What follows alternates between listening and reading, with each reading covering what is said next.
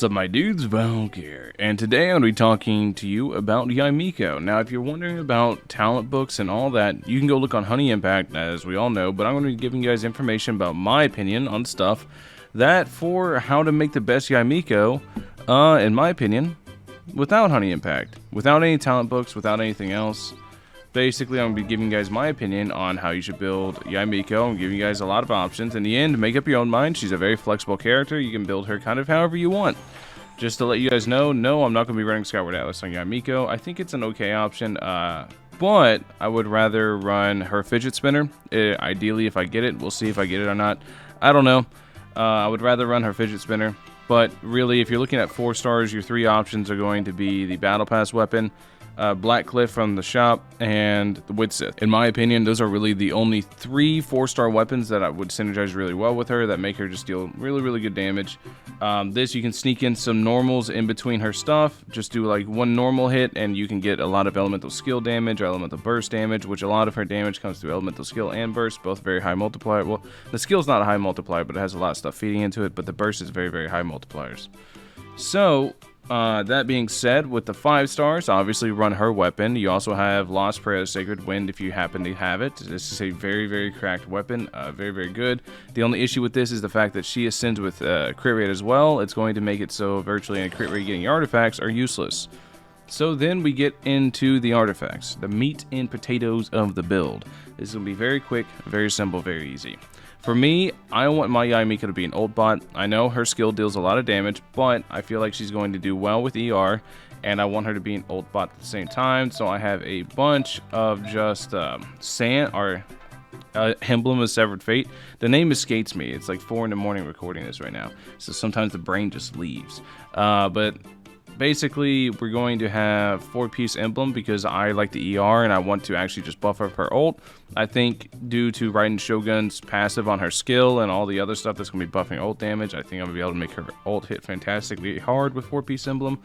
But you have other options, because if you want to build more into her skill, because her skill also scales off EM, you could run an EM Sands and maybe an attack goblet, especially if you're running Kazuha. Kazuha can supplement the lack of an attack or an electro damage goblet, so Kazuha can help with that.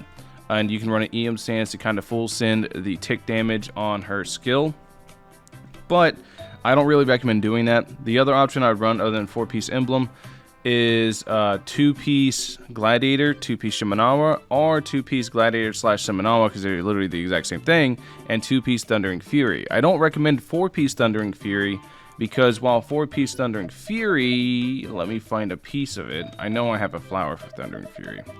It's been so long since I've had to look at this set. But 4-piece Thundering Fury makes it so whenever you trigger an elemental reaction, you decrease her elemental skill cooldown. It would be okay if her ult didn't fully refund all of her skill stacks, so it kind of makes the 4-piece of this a little bit useless. But you can use the 2-piece Thundering Fury and 2-piece Glad / Shimenawa, or 2-piece Glad, 2-piece Shimenawa to make up for attack and run an EM Sands, as well as an electro damage goblet.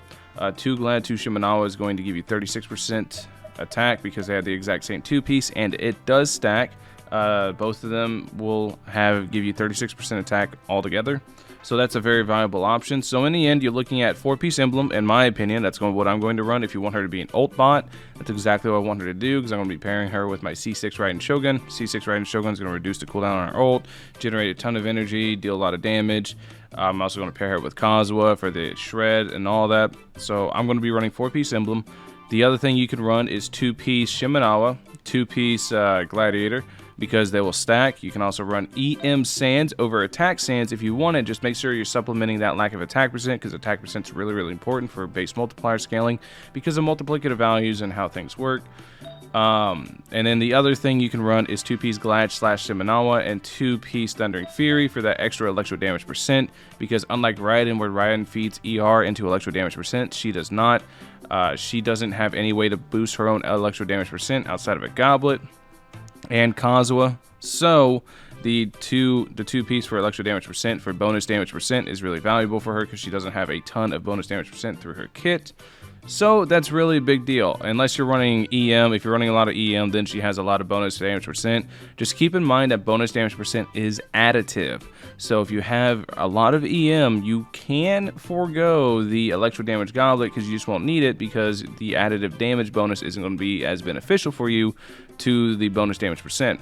Bonus damage percent is essentially anything that is not crit damage. It is like elemental skill damage up, ult damage up, or like any bonus like that. Electro damage percent, that's also bonus damage percent. Bonus damage percent is all additive because you have your base attack number, you have crit damage, and you have bonus damage percent. The calculation's kind of irrelevant which way the order's done between bonus damage and crit damage, but that's just how the damage is dealt. So you can do that. Hopefully I didn't confuse a lot of you guys there. To break it down very simply, you want skill do damage, go 2-piece Glad, 2-piece Shimanama with EM Sands and attack goblet. You want ult deal damage, go 4-piece Emblem. Hopefully that helped you guys out. Break it down very simply. I already went over the weapons for you guys, but yeah, this is just a really quick video for you guys to hopefully help you guys build your Yae Mikos if you guys are still kind of confused, because I know her kit's kind of confusing because she's very flexible and gives you lots of options on the way you want to build her. For example, like I said, I'm going to go ult bot. I know it's not for everybody, but keep in mind I have a very strong Ryan Shogun that I want to abuse with Yae Miko. Anyways, thank you guys for watching. As always, let me know what you guys think in the comment section below. Catch you guys in the next one. Peace.